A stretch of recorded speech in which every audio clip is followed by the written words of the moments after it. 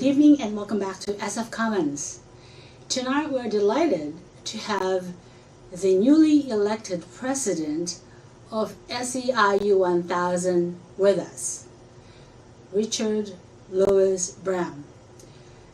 He ousted a sitting president for 30 years.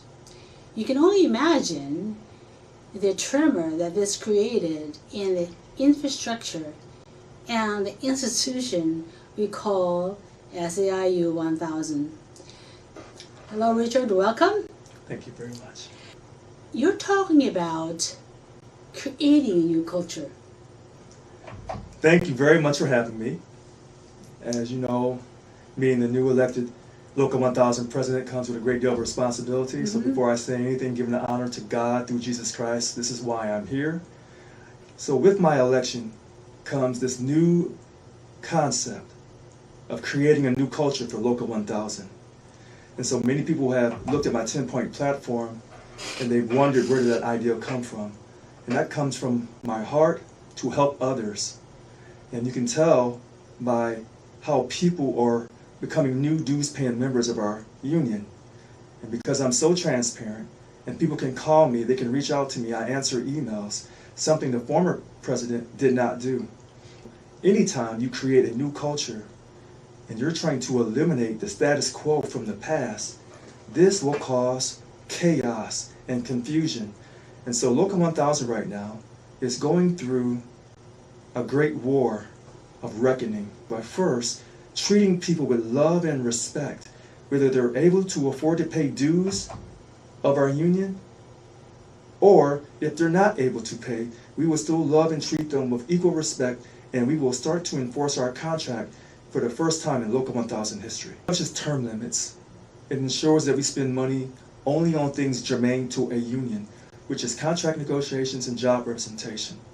The term limits to make sure that our leaders don't become corrupt and abuse their power while they're in office. So a 2-term limit max for all elected Local 1000 positions. We must create a strike fund.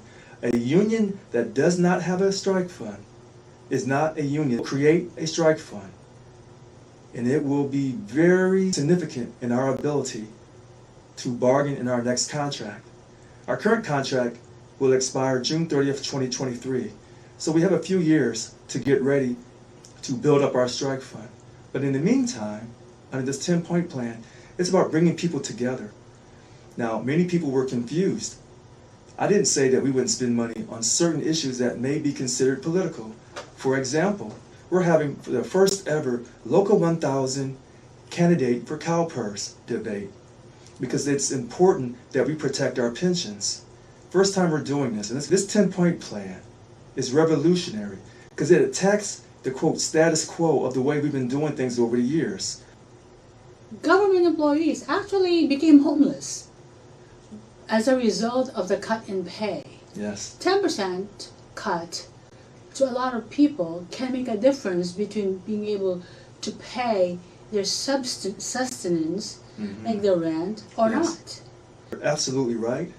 It runs even deeper than that. Back to the furlough.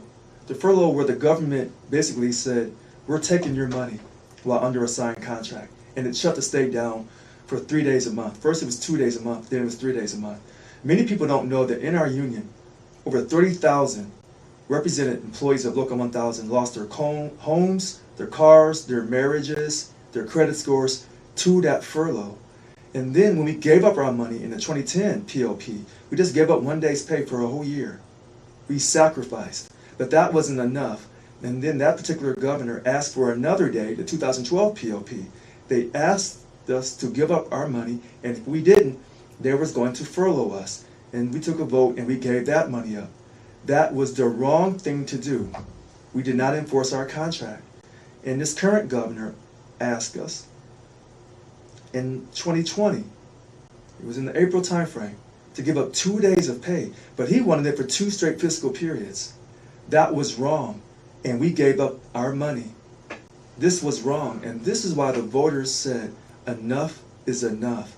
We need a leader that's going to fight for us, that's going to stand up to these politicians, a person that not only is he going to show us that passion and that energy while he campaigned, but he's still going to have that same passion, that same energy once he is in office. We're going to create a new culture where everyone is respected, and our paychecks will be protected. Transparency that you're talking about. A couple of days before you were sworn in, the board of directors and the former president voted to give $1 million of the union dues, state workers' money, to the governor to fight the recall. So were they asked? Were they surveyed? You know, you're the first person to really ask me that question. On June 2nd, the board of directors agreed to give $1 million to the SEIU State Council to help this current governor fight his recall. The board of directors did not reach out to all 100,000 represented employees. Now, we must realize that, you know, we're only at 56% membership rate. I find it hard to believe that after losing 2 days of pay for a whole fiscal period, and we were scheduled to lose 2 more days for the next fiscal period, that the represented employees of Local 1000 would agree to give this current governor $1 million. But we must respect voting in this great country. The money, the $1 million that was given to SEIU State Council did come from our dues. It did not come from voluntary money, quote, the quote PAC. It came from the issues PAC. And that issues PAC is supported by our dues. And some of our dues money is used for politics. But the lies over the years, over and over, lies have been said that our money is not used on politics. That is a complete 100% comprehensive lie. Rank and file is when they encounter problems at the job site, when they need help, if they have a bad boss who's abusing them, who's retaliating against them, who are harassing them, they call the union and they can't find anybody to talk to. And then whoever answers the phone says, well, look, we have up to 48 hours to respond. Why can't you spend $1 million? Why is that money not available to help the rank and file who are actually paying the dues? What do you think about that? You're 1,000% correct. This is why I was elected. Our union is set up to support politics. This is why I said we're not a union, we're a social justice organization, we're a subsidiary of the Democratic Party. Under my leadership, we will no longer be set up as a political organization, but as a representational organization. In other words, we're going to be a union. Right. And so we're going to restructure, by the 1st of October, we're going to restructure how we fight cases for people. Right. And we're going to have our staff work more efficiently and more effectively to fight and handle these grievances, because currently our staff is overworked and they're overwhelmed and they're underappreciated for the work that they do. So unfortunately, sometimes they're not able to respond to calls immediately because they're swamped. It reminds me of another group of people that I represent, and they're called state employees of Local 1000. Oftentimes we are overworked, disrespected, underappreciated, undervalued. How does SEIU 1000 spend the resources? I look at one of the tax filings. The latest year, SEIU 1000 collected $48 million. Yes. And a lot of people probably do not know this, but the SEIU 1000 owns a whole city block of prime commercial real estate. Yes. How did they buy that? They were from the union dues, right? Had invested in real estate, and it seems like in stock portfolios as well. So why would the staff be overworked and be able to respond to state workers who are needing help? When I was elected, and I told people I would be very transparent, our website was unlocked for everyone to take a look at. And we also uploaded from 2008 up to 2020 the Form 990s on how we spend our money that we report to the federal government. So different people have gone and looked at those Form 990s and had opinions. Number two, we are doing a, quote, remerger or restructure of our staff on how we handle our cases for our represented employees. That's going to happen no later than by the 1st of October.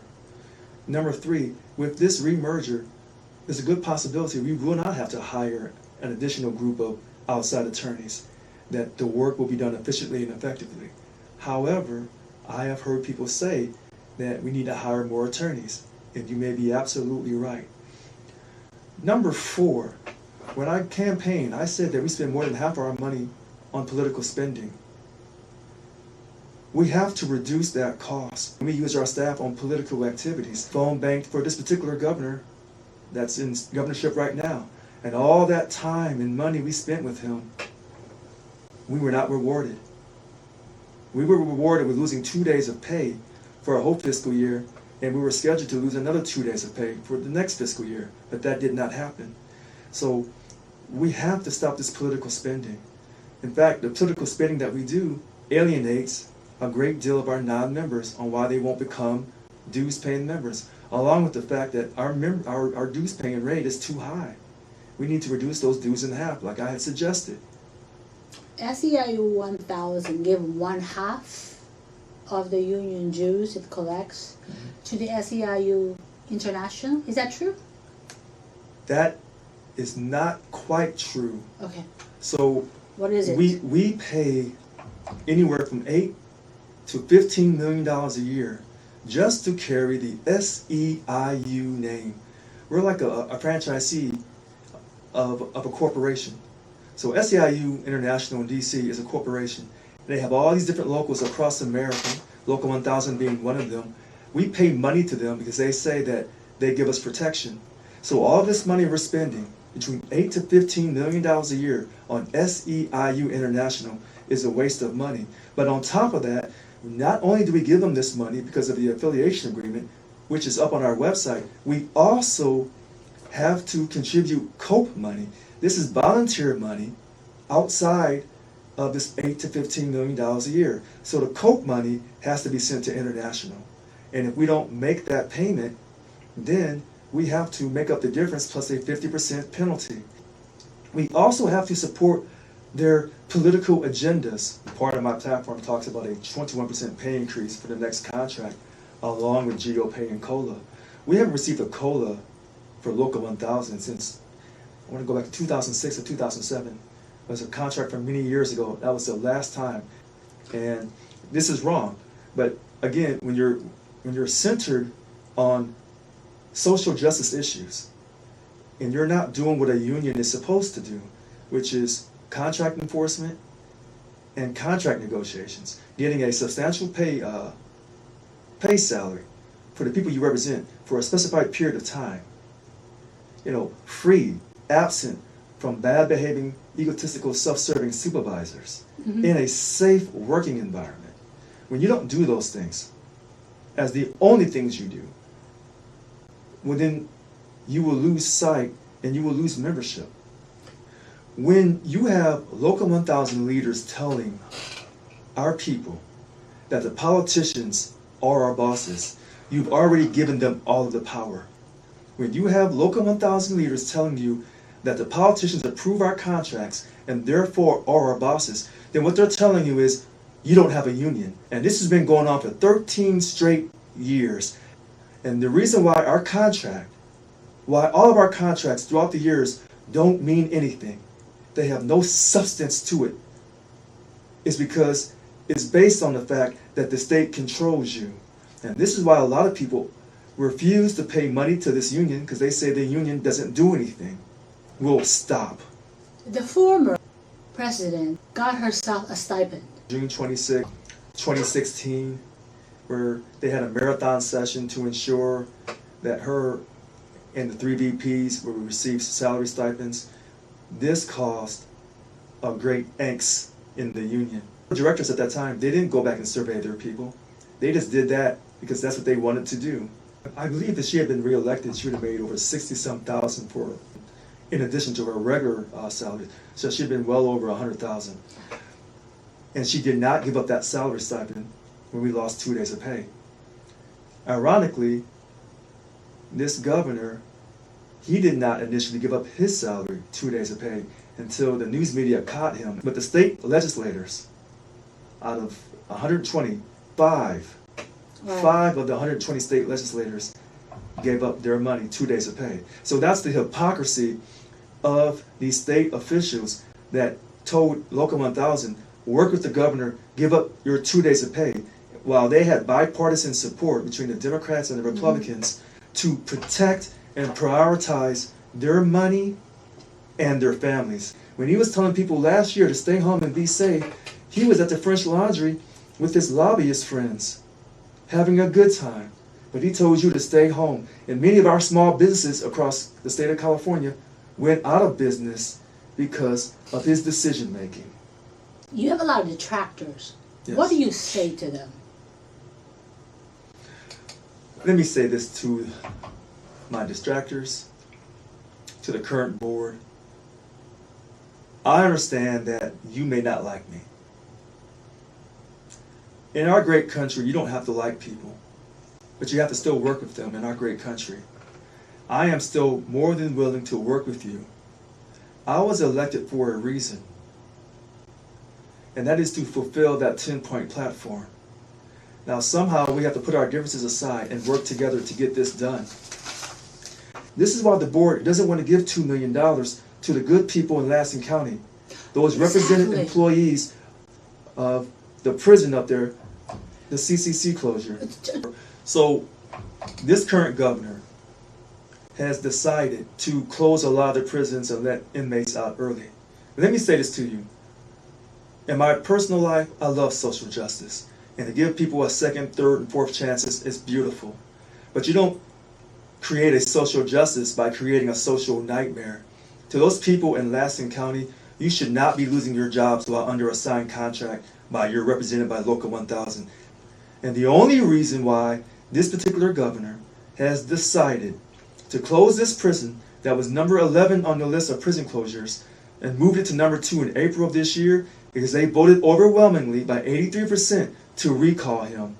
Now they're being penalized for voting.